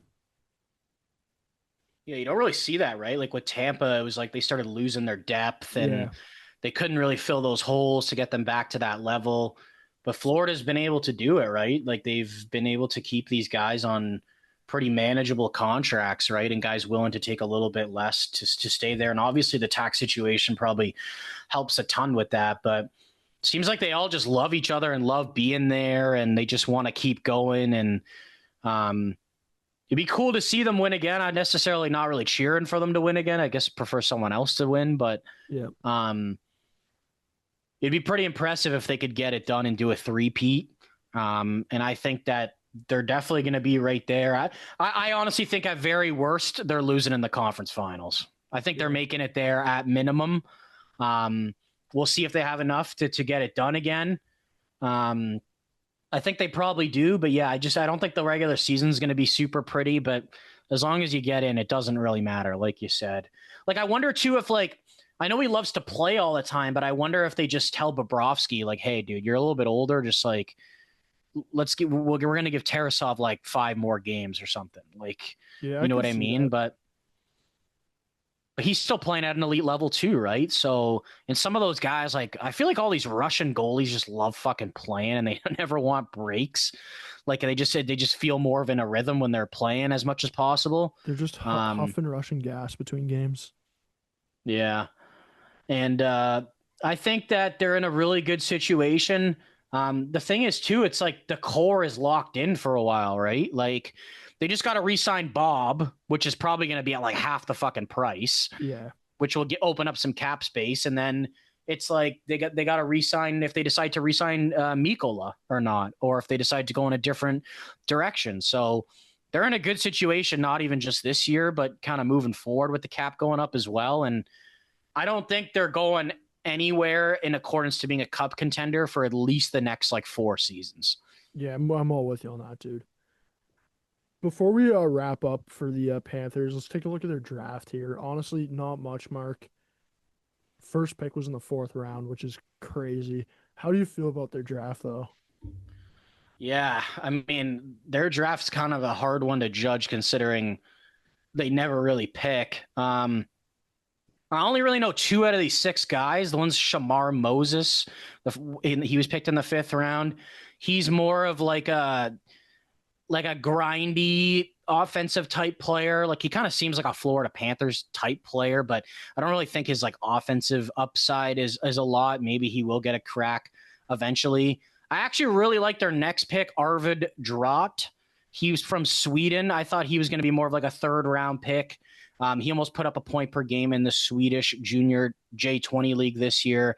Definitely some very good value on that pick. I think he could potentially be an NHLer in the future. I feel like it's like I'm just going to go with a B. I don't even know most of the players in their draft. I'd really like that Arvid drop pick, and I'm not really convinced anyone besides him could be like an NHLer in the future, but if you could pull out a guy in the 6th round to make the NHL, I think that's pretty solid value. So Yeah, I'll give them a B as well. To be honest, I don't really know much about this draft class, so I'm leaving my B grade mostly up to what you said here. So I'll give them a B. Mark, final overall offseason grade. What are you giving the Florida Panthers? I think you have to give them an A plus, bro. Yep. If I could give Like, an A plus plus, I would. I think just to get all those guys back and basically going with the same roster, except for just replacing a number 6 defenseman and a backup goalie, like you're in a pretty good spot, right? So, I can't, considering they're right back to being a cup contender again and are really likely to win it again. I don't think it's fair to give them anything less than that. Yeah, I'm all with you on that, dude. Like it's no doubt A plus. As you mentioned, you're bringing back everybody except for a defenseman and a goalie.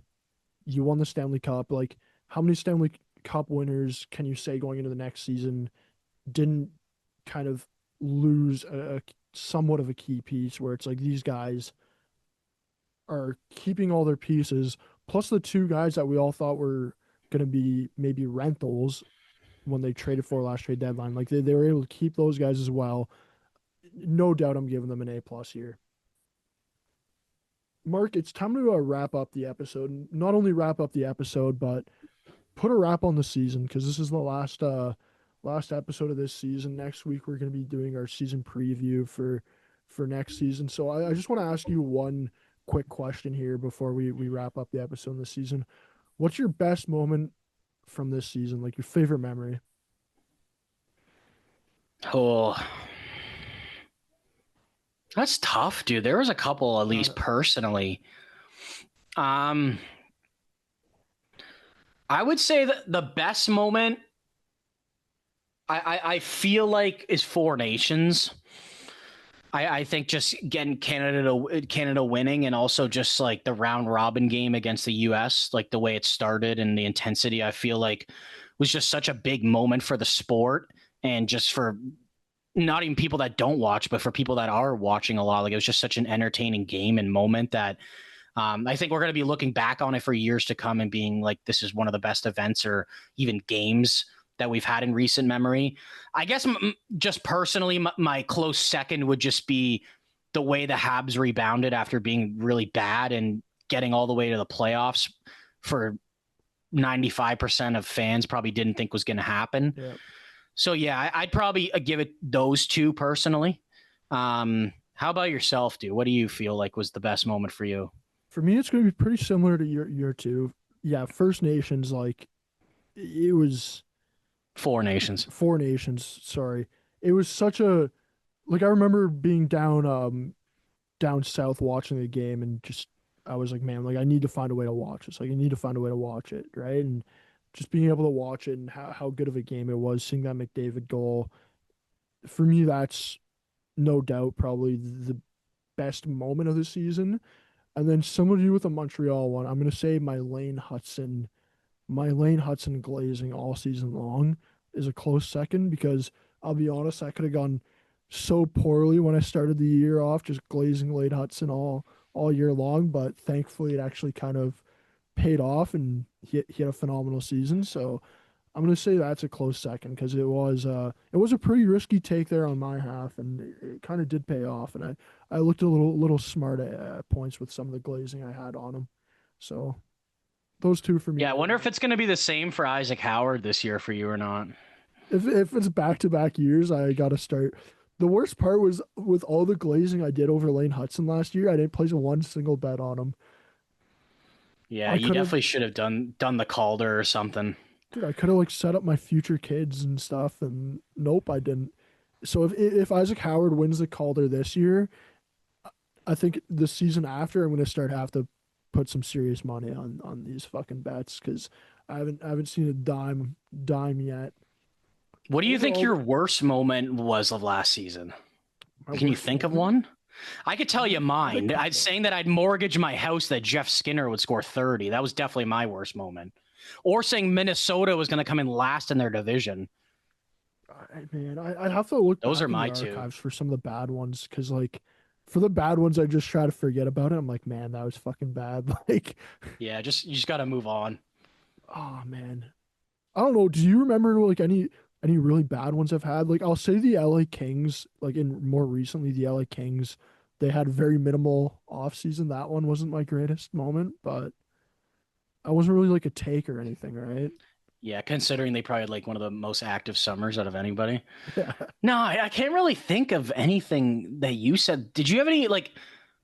Did you think Calgary was going to be at the bottom? Like, was that maybe one? Like, but also that might have Wolf been kind of one. dragged them out. Wolf maybe dragged them out of Yeah. that, right? Like, but I also said the Habs were going for the first pick last year too at some points, right? But I don't think a lot of people really predicted them to turn their season around the way they did. Yeah, I'm gonna have to go back and look for your worst moment, dude. I'm I gonna can't be really think of anything. I'm gonna be honest. I'm not 100% sure here if this is completely correct, but I think I was very much down on the Washington Capitals. Okay. I'm pretty sure I was really not high on them. So that I mean, I have one off camera that you said that Jack Hughes is going to be the first player to make $20 million a season. I Did that you was say that on camera? no, that No, was I not don't on think you camera. did. That was after the show. So that was thankfully that there's no archive of that. I'll stand by that though. I'll stand by that. I'm not saying he's gonna be the first one ever to make 20 million. I'm saying it's a possibility. It's a On possibility. the Rangers? Have you seen the rumors about that? All the Hughes bros going to the Rangers or what? Yeah, oh fuck. Could you imagine? 50 million bucks. Hell yeah. It's gonna be sick.